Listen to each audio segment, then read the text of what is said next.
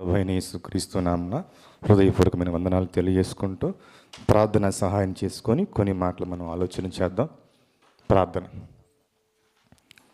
క్రీస్తు యేసునందు మమ్మల్ని మిక్కిలిగా ప్రేమించిన మా పరలోకపు తండ్రి, మహోన్నతుడా, మహాగణుడ, సర్వాధికారివి, సర్వశక్తిమంతుడైన మా ఆత్మలకు కన్న తండ్రి, మీ నామానికి ప్రభువైన యేసుక్రీస్తు నామమున కృతజ్ఞతాస్తోత్రాలు చెల్లించుకొనుచు గడిచిన దినములన్నిటిలో నాయన నీ కృపను, నీ కాపుదలను మాకు అనుగ్రహించి ఎన్నో విపత్తులు, ప్రమాదములు, ఆటంకములు సమస్తము తొలగించి నీవు మమ్మల్ని రక్షించిన నీ ప్రేమను బట్టి స్తోత్రము చెల్లిస్తూ మా జీవితాల్లో మరొక నూతనమైన పునరుద్ధాన దినమును అనుగ్రహించి మా ప్రభు వారిని జ్ఞాపకం చేసుకొని మా జీవితాలను సరిచేసుకునే గొప్ప అవకాశమును, గొప్ప సమయమును నీ సన్నిధిలో గడిపే భాగ్యమును తండ్రి అనుగ్రహించినందుకు మీకే వందనాలు, స్తోత్రములు చెల్లిస్తూ తండ్రి ఈ సమయముందు నాయన సంఘముతో కలిసి కొన్ని వాక్యములను పంచుకొని చూడగా నా ఆలోచన, నా తలుపులు సమస్తము కొట్టివేసి మీ ఆత్మ సహాయముతో నేను శ్రేష్టముగా పలుకున్నట్లు మీ ఆత్మ సహాయము నాకు మెండుగా అనుగ్రహించమని కోరుకుంటూ వినగలిగే చెవిని గ్రహించే మనసు నీ పిల్లలకి అనుగ్రహించమని మా ప్రభువైన యేసుక్రీస్తు నామములో మిక్కిలి మీ సహాయాన్ని వేడుకొనుచున్నాను పరలోకపు తండ్రి, ఆమేన్. మంచిదండి. కూడి వచ్చిన మీ అందరికీ మరొకసారి యేసుక్రీస్తు నామములో వందనాలు తెలియజేసుకుంటూ ఈ అవకాశం ఇచ్చిన కన్న తండ్రి అయిన దేవునికి హృదయపూర్వకంగా పరిశుద్ధాత్మ సహాయంతో ప్రభువు నామమున కృతజ్ఞతాస్తోత్రాలు చెల్లించుకొనుచు ఈ దినము మనందరికీ ఆరాధన దినము, అవునా కదా? అయినను కానీ ఈ లోకంలో ఉన్న, ఇంకా చెప్పాలంటే మన దేశంలో ఉన్న ఈరోజు వారికి ఒక ఘనమైన దినం, అనగా రిపబ్లిక్ డే, తెలుగులో వచ్చేసి గణతంత్ర దినోత్సవం. స్వాతంత్ర దినోత్సవమును ఎలాగైతే జరుపుకుంటారో ఈ రిపబ్లిక్ డేను కూడా అలాగే జరుపుకుంటూ ఉంటారు. స్వాతంత్ర దినోత్సవం వేరు, ఈ రిపబ్లిక్ డే కూడా వేరు, రెండు వేరుగా ఉంటాయి. కానీ స్వాతంత్ర దినోత్సవం రోజున ఎలాగైతే ఫ్లాగుని ఎగరవేసి అనేకమైన నాయకులను గురించి, పోరాటం చేసిన వారి గురించి అనేక విషయాలను తెలియజేసిన విధంగా ఈ దినమందు కూడా అలా తెలియజేస్తారు. కానీ స్వాతంత్రానికి ఈ దినము గణతంత్ర దినోత్సవానికి తేడా ఉంది. ఏంటంటే పూర్వము మన దేశాన్ని బ్రిటిష్ ప్రభుత్వం వాళ్ళు పరిపాలించేవాళ్ళు. సుమారు ఆ బ్రిటిష్ ప్రభుత్వం వాళ్ళు 200 సంవత్సరాలు పరిపాలన చేశారు. ఆ పరిపాలనలో ఉన్నప్పుడు మన వాళ్ళు మన దేశానికి వలసగా వచ్చి, మన దేశంలో వ్యాపారం కోసం వచ్చి మన దేశంని మన మీదే పెత్తనం చేస్తున్నారు. వీళ్ళు పరాయి దేశస్తులు, మన వాళ్ళు కాదు, మన మీద పెత్తనం చెలాయించాలి ఏంటి అని చెప్పేసి వాళ్ళు ఎన్నో పోరాటాలు, ఎన్నో ఉద్యమాలను, ఇంకా చెప్పాలంటే ప్రాణాలను కూడా త్యాగం చేసిన వాళ్ళు చాలామంది ఉన్నారు.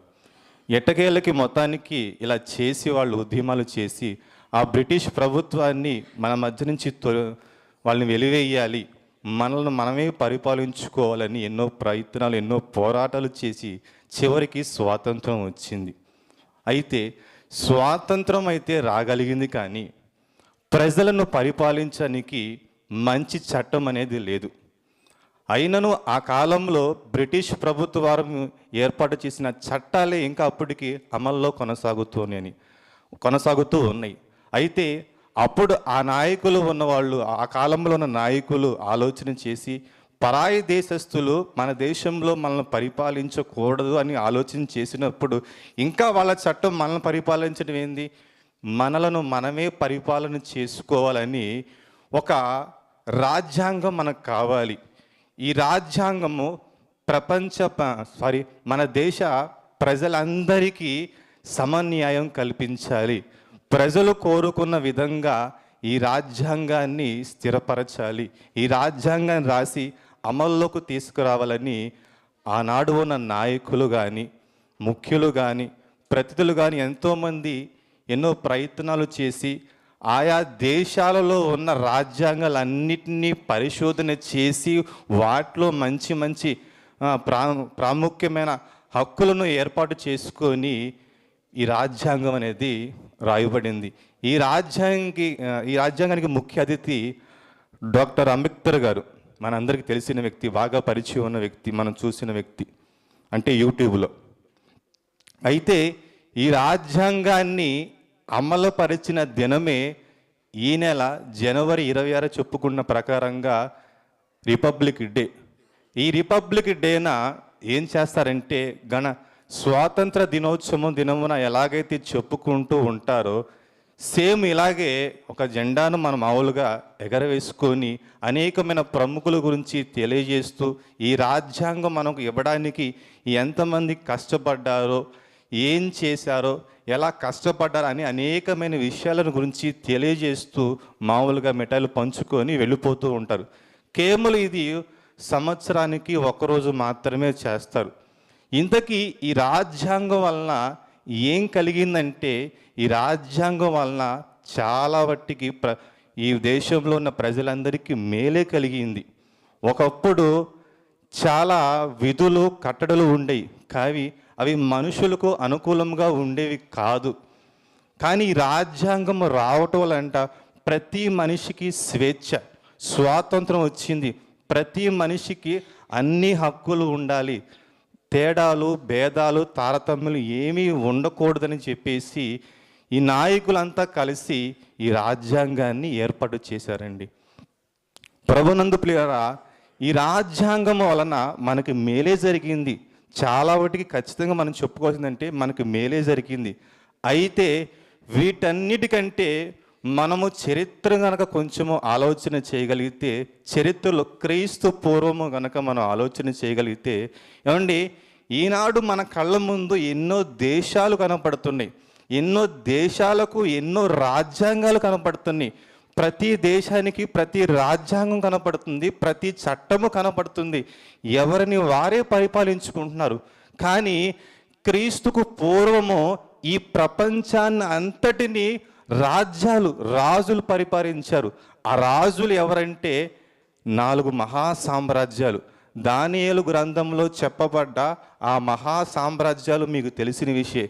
ఒకటి బబులోను సామ్రాజ్యము, రెండోది మాదీయుల పారసికుల సామ్రాజ్యం, మూడోది గ్రీకుల సామ్రాజ్యం, నాలుగోది రోమా సామ్రాజ్యం. ఏమండి, ఈ రాజ్యాలు ఆయా కాలాల్లో ఉన్న రాజ్యాలు ప్రపంచం అంతటినీ పరిపాలన చేసింది. కానీ ఈనాడు ఏంటంటే ప్రపంచం అంతా ముక్కలుగా విడిపోయి ఎవరికి వాళ్ళే రాజ్యాంగాన్ని ఏర్పాటు చేసుకొని ఈ రాజ్యాంగము వలన మేము స్వతంత్రములు, స్వేచ్ఛాపరులు అని ఎంతో ఘనముగా చెప్పుకుంటున్నారండి. ఏమండి, ఇవాళ ఈరోజు మనం ఆరాధనలో దేవుని సన్నిధిలో ఉన్నాం. కానీ ఒకప్పుడు లోకంలో ఉన్నప్పుడు మనం కూడా స్కూల్స్కి వెళ్ళాం, కాలేజీకి వెళ్ళాం. కాలేజీలో, గవర్నమెంట్ హాస్పిటల్లో కానివ్వండి, ప్రైవేట్ ఉద్యోగ సంస్థల్లో కానివ్వండి, ఈరోజు ఒక జెండాను ఎగరవేసి ఎంతో గొప్పగా చెప్పుకొని, ఎన్నో మాటలు చెప్పుకొని ఈ దినాన్ని ముగించుకొని వెళ్తారు. కేవలం ఏంటంటే ఈ రాజ్యాంగం వలన ప్రతి పౌరుడు స్వాతంత్రం వచ్చిందని ఎంతో ఘనముగా చెప్పుకుంటున్నాడు. మంచిదే, అలా రావటం మనకి చాలా మంచిది. అయితే ఏమండి, ఈ రాజ్యాంగం అనేది ఎక్కడి వరకు మనకు ఉపయోగపడుతుందంటే, ఇది భూమి మీద బ్రతుకుతున్న కాలము బట్టికే ఇది ఉపయోగపడుతుందండి. ఈ రాజ్యాంగం వలన ఎంతో స్వేచ్ఛను, ప్రతి మనిషికి సమన్యాయ హక్కులను, ప్రాథమిక హక్కులను, ఎవరికైనా అన్యాయం జరిగితే తనంతట తాను కేసు వేసుకొని వాదించే హక్కును ఎన్నో కల్పించింది. అంటే ఈ లోక సంబంధమైనది ఈ రాజ్యాంగం. కానీ ఏమండి, ఈ ప్రపంచ ప్రజలందరినీ దేవుడు ఎప్పుడూ ఒక రాజ్యాంగాన్ని నిర్మించాడండి. కానీ ప్రపంచ ప్రజలందరూ ఈ రాజ్యాంగాన్ని గుర్తించకుండా లోక సంబంధమైన ఆయా దేశాల్లో ఉండి, నేను పలానా దేశ పౌరుణ్ణి, పలానా రాజ్యం కింద ఉన్న వ్యక్తిని, నేను స్వేచ్ఛాపరునని చెప్పుకుంటున్నాడు. కానీ దేవుడు నిర్ణయించిన ఒక రాజ్యమును, ఆ రాజ్యంలో ఉన్న ఆ రాజ్యాంగాన్ని గుర్తించకుండా మనిషి ఈరోజు దేవునికి దూరం అయిపోయాడండి. ఈ రాజ్యాంగం వల్ల భౌతికంగా మన కళ్ళ ముందు ఉన్న రాజ్యాంగం వల్ల మనం ఎంతో గొప్పగా చెప్పుకుంటున్నప్పుడు ఏమండి, మనల్ని పుట్టించిన పరలోకమందున్న దేవుడు మన కొరకు కూడా ఒక రాజ్యాన్ని ఎప్పుడో క్రీస్తు పూర్వమని ఎప్పుడో స్థాపించాడండి. ఆ రాజ్యాన్ని క్రీస్తు పూర్వం ఎప్పుడో చెప్పాడు. ఇగో ఒక రాజ్యం వస్తుంది, ఆ రాజ్యము అంతము లేనిదని చెప్పి ఎప్పుడో దేవుడు చెప్పాడండి. ఒకసారి మనం ఆ మాట చూడగలిగితే దానియేలు గ్రంథము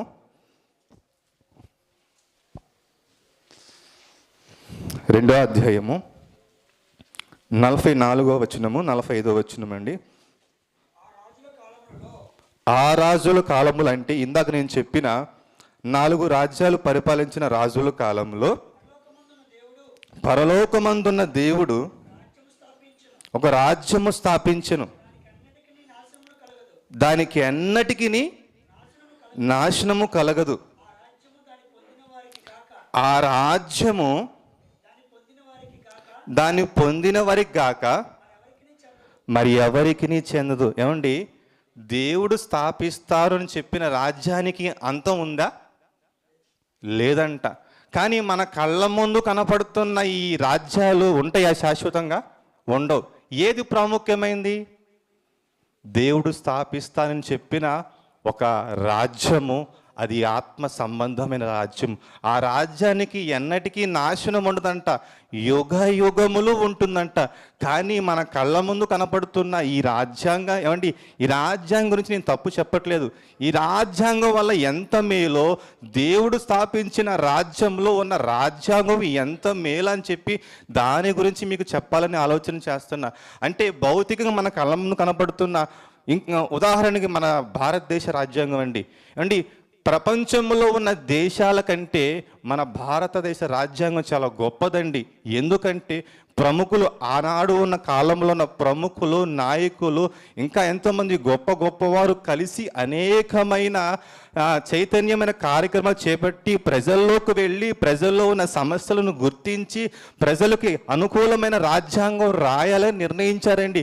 ఇంకా అనేకమైన ప్రాంతాలు తిరిగి, అనేక దేశాలు తిరిగి వారి రాజ్యాంగంలో కూడా పరిశోధన చేసి ఆ రాజ్యాంగంలో ఏది మేలని గుర్తించి ఆ పాయింట్లన్నిటిని ఏది ఒక గొప్ప రాజ్యాంగంగా రాయబడిందండి. ఈ రాజ్యాంగం గొప్ప రాజ్యాంగంగా రాయబడిందండి. ఈ గొప్ప రాజ్యాంగం వల్ల మనకి అంటే కొంతకాలం వట్టిగా మనకి అంటే మనిషి ఈ ఆరిన నేలపైన జీవించే అంతవట్టికే మనకి లాభకరమైందండి. కానీ దేవుడు స్థాపించిన ఈ రాజ్యంలో, ఆ రాజ్యంలో ఉన్న రాజ్యాంగంలో అందులో చేర్చబడ్డ ప్రతి ఒక్కరికి నాశనం ఉంటుందా? చదవండి ఆ వచనం ఒకసారి మరలా. ఆ రాజుల కాలంలో పరలోకమందున్న దేవుడు ఒక రాజ్యము స్థాపించును, దానికి అన్నిటికీ నాశనము కలగదు.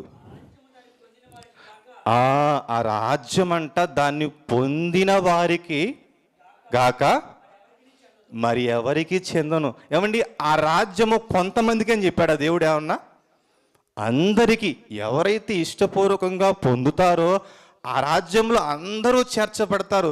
ఆ రాజ్యంలో పొందుకున్న వారు దానికి ఎన్నటికీ నాశనం కలగదంట. ఏమండి, భౌతిక సంబంధమైన ఒక రాజ్యాంగం మన కళ్ళ ముందు కనపడుతున్నప్పుడు ఆ రాజ్యాంగం వల్ల మనం ఎంతో గొప్పగా ఈ దినమును చెప్పుకొని మిఠాయిలు పంచుకొని తినేసి వెళ్ళిపోయి ఎప్పట్లాగా మన జీవితాలను కొనసాగిస్తామండి. కానీ దేవుడు చెబుతున్న ఈ రాజ్యం అనేది ఎన్నటికీ నాశనము కలుగుదంట. ఏంటి ఆ రాజ్యం? ఆ రాజ్యం ఎక్కడుంది? ఎప్పుడు స్థాపించబడింది? ఆ రాజ్యం వల్ల లాభం ఏంటి అని ఆలోచన చేస్తే ఆ రాజ్యం ఎవరో కదండి, పరలోకమందున దేవుడు తన కుమారుడైన యేసుక్రీస్తు ద్వారా ఒక రాజ్యాన్ని స్థాపించాలని చెప్పేసి ఎప్పుడో ప్రణాళిక, జగత్తు పునాది వేయబడక ముందే ఆయన ఈ రాజ్యాన్ని స్థాపించాలని ఎప్పుడో నిర్ణయించాడండి. ఏమండి, భారతదేశ రాజ్యాంగం, ఈ రాజ్యాంగము ఈ నెల జనవరి 26న అమల్లోకి వచ్చిందండి. ఈ అమల్లోకి వచ్చిన దినాన్నే గణతంత్ర దినోత్సవంగా, రిపబ్లిక్ డేగా చెప్పుకుంటూ ఈరోజు ఒక పండుగలాగా ఒక వేడుకను చేసుకొని ముగించుకొని వెళ్ళిపోతున్నారండి.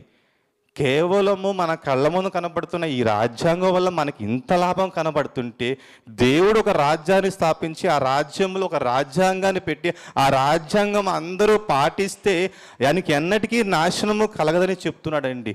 ఆ రాజ్యాంగం ఎవరు కాదండి, యేసు క్రీస్తు ద్వారా తన రక్తము ద్వారా స్థాపించిన రాజ్యాంగం మనమే, సంఘమైన మనమేనండి. సంఘముగా పిలువబడుతుంది మనమేనండి. ఏమండి, ఎందుకు దేవుడు రాజ్యాన్ని స్థాపించాలి అంటే, ఎందుకు ఆ రాజ్యానికి అంతం లేదంటున్నాడంటే, దేవుడు ఏమండి ఈ 6 నెలలపై ఉన్న ప్రజలు ఎవరి ప్రజలండి? దేవుని ప్రజలు. దేవుని ప్రజలు, దేవుని పిల్లలు. దేవుడు ఏమైనా ఆలోచన చేశాడు పిల్లల గురించి, మన గురించి? నా పిల్లలు నా మాట వినాలి, నా స్వరూపమందు నా పోలిక చొప్పున పుట్టిన నా పిల్లలందరూ నా మాట వినాలి, నా మాట విని నా ఆజ్ఞలను గైకుంటూ వాటి ప్రకారం జీవించి మరణించి తిరిగి నా యొద్దకు రావాలని దేవుడు సంకల్పాన్ని ఏర్పాటు చేశాడా లేదా? చేశాడు. చేసిన సంకల్పం ఏమైపోయింది? మనమందరము దేవుని ఆజ్ఞలను తీసుకెళ్ళి క్రొంగలో దొక్కేసి దేవుణ్ణి మరిచిపోయి దేవునికి విరోధముగా మారిపోయి పాపము చేసి అపరాధము చేసి నరకానికి వెళ్ళిపోతున్న మనల్ని దేవుడు తన ప్రియకుమారుడైన యేసు క్రీస్తు ద్వారా మనకి ఒక గొప్ప రక్షణను మనకి కలుగజేశాడండి. ఈ గొప్ప రక్షణ ద్వారానే దేవుడు చెప్పిన దానియేలు గ్రంథంలో చెప్పబడ్డ ఆ రాజ్యం గురించి మనమేనండి. యేసు క్రీస్తు ద్వారా చెప్పబడ్డ ఆ రాజ్యం గురించి ఆయన తన కుమారుని ద్వారా ఆ రాజ్యాన్ని ఏర్పరిచాడండి. ఏమండి, ఒకసారి మనం చదువుకున్న వాక్య పట్టణం ఆలోచన చేయగలిగితే,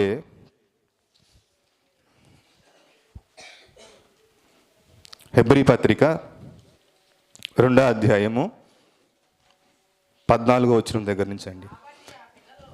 కాబట్టి ఆ పిల్లలు అంటే ఎవరండి? మనమే. ఈ లోకంలో ఉన్న దేవుని పిల్లమైన మనమే రక్త మాంసములు గలవారైనందున ఆ ప్రకారమే అనగా అపవాదిని మరణము ద్వారా నశింప చేయుటకును జీవిత కాలమంతయు మరణ భయము చేత దాస్యమునకు లోబడిన వారిని విడిపించుటకును ఆయన కూడా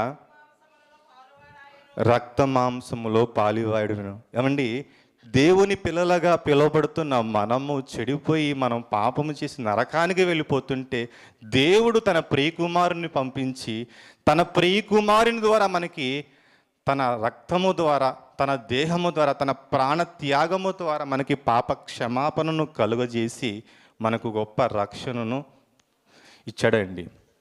ఈ గొప్ప రక్షణ పొందుకున్న మనము కేవలము ఈ రాజ్యాంగంలో అంటే దేవుడు స్థాపించిన ఈ రాజ్యంలో అనగా మనమే, ఈ సంఘములో చేర్చబడ్డ మనము కేవలము నమ్ముకుంటే సరిపోతుందా? కేవలం నమ్ముకుంటేనే మనము ఈ రాజ్యానికి వారసులమా?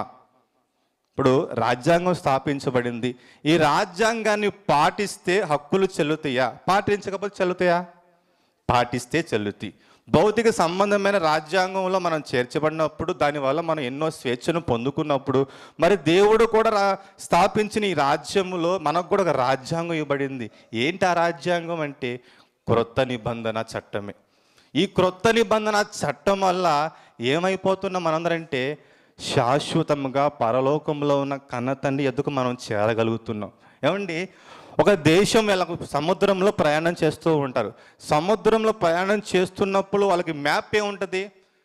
చిన్న గడియారం లాంటి వాళ్ళ దగ్గర చిన్న మ్యాప్ ఉండిద్ది. ఆ మ్యాప్ వల్ల వాళ్ళు ఎటు వెళ్ళాలో తనకి మార్గం చూపించిద్ది. అలాగే మనము కూడా ఈ లోకంలో ఎలా బ్రతికి పరలోకము చేరాలో దేవుడు ఈ రాజ్యాంగం అంటే క్రొత్త నిబంధన రాజ్యాంగాన్ని దేవుడు మనకి ఇచ్చాడండి. ఈ రాజ్యాంగాన్ని పొందుకుంటే మాత్రమే సరిపోదు, ఇందులో చేరడం వల్ల ఉపయోగం కాదు, కానీ చేరి దాన్ని పాటిస్తే మనకు శ్రేష్టమైన ఉపయోగం అండి. మనం మరొక వచనాన్ని మనం ఆలోచన చేయగలిగితే ప్రకటన గ్రంథము 22వ అధ్యాయము 6వ వచనం అండి.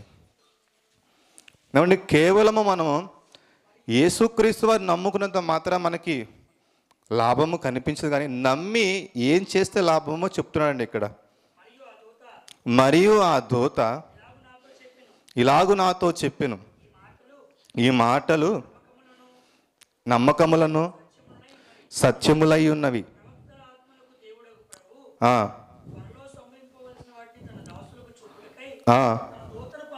తన దూతలను పంపెను.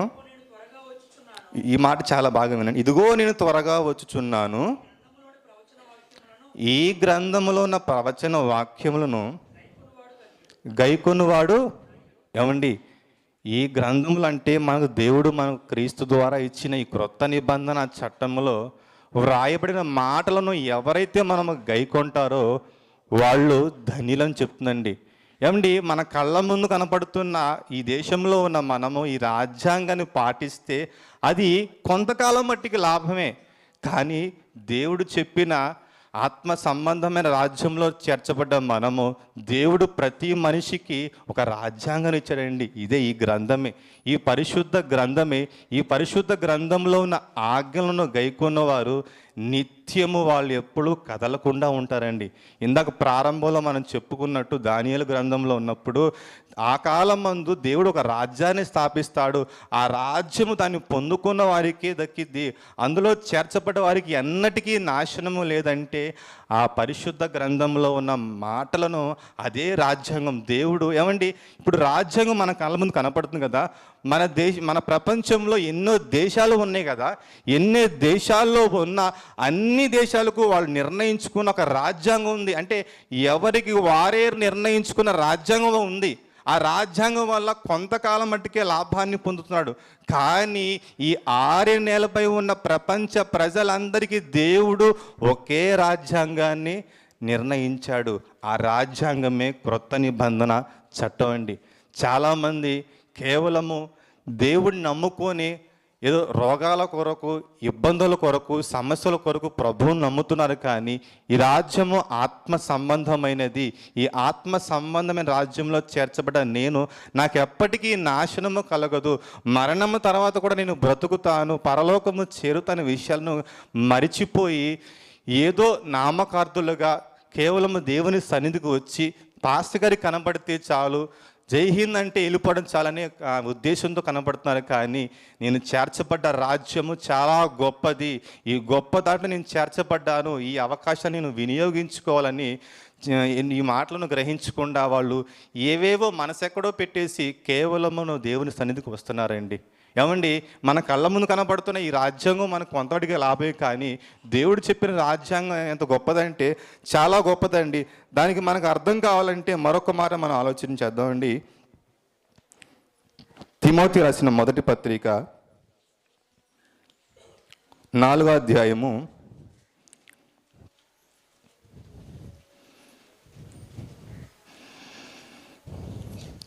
'అపవిత్రను' అన్న మాట చూడండి.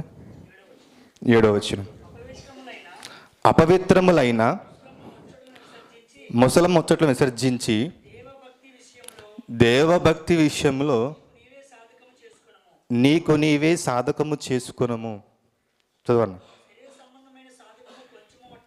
శరీర సంబంధమైన సాధకము కొంచెం మట్టుకే ప్రయోజనకరమగును కానీ దైవభక్తి విషయంలో, దైవభక్తి ఇప్పటి జీవ విషయంలోను రాబో జీవ విషయంలోను వాగ్దానముతో కూడినందున అది అన్ని విషయంలో ప్రయోజనకరమును. ప్రభునందు ప్రియారా, మన కళ్ళ ముందు మన దేశంలో ఉన్న రాజ్యాంగం వల్ల మనకి కొంతకాలమే మనకి ప్రయోజనకరం అవుతుంది. కానీ దేవుడు చెప్పిన ఈ ఆత్మ సంబంధమైన రాజ్యంలో చేర్చబడ్డ మనము ఆ రాజ్యంలో ఉన్న రాజ్యాంగాన్ని మనం పాటిస్తే భూమి మీద మనకి ప్రయోజనకరము. ఆ తర్వాత మరణించిన తర్వాత రాబో లోకంలో కూడా మనకు నిత్య జీవం ఉంది. ఆ నిత్య జీవంలో మనకి శాశ్వతకరమైన ప్రయోజనం ఉంటుంది. కేవలం ఏంటంటే మన కళ్ళ ముందు కనపడుతున్న రాజ్యాంగము పాటించాలి. దేవుని వాక్యానికి అడ్డము రాకున్నంతసేపు మనం రాజ్యాంగాన్ని పాటించాలి. అయితే ఈ రాజ్యాంగం కొంతవటిగా మనం ప్రయోజనం కానీ దేవుడు చెప్పిన ఈ రాజ్యాంగాన్ని మనం పాటిస్తే శాశ్వతము నిత్యము పరలోకంలో ఉంటాయండి. కాబట్టి ప్రభునందు ప్రియులారా, దేవుని రాజ్యంలో చేర్చబడ్డ మనము దేవుడు ప్రతి మనిషికి ఇవ్వబడిన ఈ రాజ్యాంగాన్ని ప్రతి ఒక్కరూ మనం పాటించి మనందరం పరలోకం చేరాలని తెలియజేస్తూ ఈ నా మాటలు ముగిస్తున్నాను. ప్రార్థన చేసుకుందామండి. ప్రేమ కలిగిన మా తండ్రి, పరిశుద్ధుడా, మహోన్నతుడా, మహాగణుడా, సర్వశక్తిమంతుడైన మా కన్న తండ్రి, మీ ఘనమైన, శ్రేష్టమైన, పరిశుద్ధమైన నామానికి ప్రభైన యేసుక్రీస్తు నామమున కృతజ్ఞతా స్తోత్రాలు తండ్రి చెల్లిస్తున్నాము నాయన. తండ్రి, మీరు పరిశుద్ధులు నాయన. మమ్మల్ని పరిశుద్ధులుగా పుట్టించి ఈ లోకమందు నిర్దోషముగా జీవించి మరణించి తిరిగి మీ వద్దకు రమ్మని ప్రేమతో మీరు ఆహ్వానిస్తే ఈ లోకానికి వచ్చిన మేము తండ్రి మీ మాటలను త్రోసివేసి అపవాదికి దొరికిపోయి నాయన పాపము చేసి నరకానికి వెళ్ళిపోతున్న మా బ్రతుకుల్ని మీ ప్రియకుమారుడైన యేసుక్రీస్తు వారిని పంపించి మా శిక్షను ఆయనకు వేసి ఆయన నలగొట్టి ఆయన ద్వారా పాప క్షమాపణ కలిగేసిన గొప్ప రక్షణను బట్టి మీకే కృతజ్ఞతాస్తోత్రాలు చెల్లిస్తూ తండ్రి, ఈ లోకంలో నాయన ప్రపంచంలో ఎన్నో దేశాలు ఎన్నో రాజ్యాంగాలను తండ్రి ఏర్పాటు చేసుకొని వారిని పరిపాలించుకొని ఈ రాజ్యాంగం వల్ల స్వేచ్ఛ మాకు కలిగింది, మేము పౌరులమని చెప్పుకుంటూ ఎంతో సంతోషపడుతున్నారు నాయన. కానీ ఈ లోకంలో ఉన్న ప్రపంచ ప్రజలందరూ నీ పిల్లలని, మేమందరము తిరిగి మీ వద్దకు చేరాలని, చేరుటకు మార్గముగా యేసుక్రీస్తు అని తండ్రి మీరు పంపించి ఆయన ద్వారా, ఆయన మరణ త్యాగము ద్వారా తండ్రి మాకు ఒక రాజ్యాంగాన్ని ఏర్పరిచారని, ఆ రాజ్యాంగంలో చేర్చబడ్డ మేము ఆ రాజ్యాంగాన్ని పాటిస్తే మాకు ఎన్నటికీ నాశనము కలగదని మీ మాటల ద్వారా తెలుసుకున్నాం నాయన. కనుక ఆ మాటలు మేము పాటించి తండ్రి నిత్య జీవంలో మేము ప్రవేశించుటకు సహాయమును అనుగ్రహించమని ప్రార్థిస్తూ రెండవ వర్తమానం అందిస్తున్న మీ కుమారుని కూడా జ్ఞాపకం చేసుకొని మీ ఆత్మ సహాయంతో తండ్రి బలపరచండి, నడిపించండి. మా అందరికీ వినగలిగే చెవిని గ్రహించే మనసు అనుగ్రహించమని జరుగుతున్న ఈ ఆరాధన కార్యక్రమం అంతట్లో నీ కృప తోడుగా జరిగించి నీవే మహిమ, ఘనత, ప్రభావాలు పొందుకోమని లోక రక్షకుడైన యేసుక్రీస్తు నామంలో ప్రార్థన మనలో అడిగి వేడుకొనుచున్నాము పరలోకపు తండ్రి. ఆమేన్. మంచిదండి, అందరికీ వందనాలు.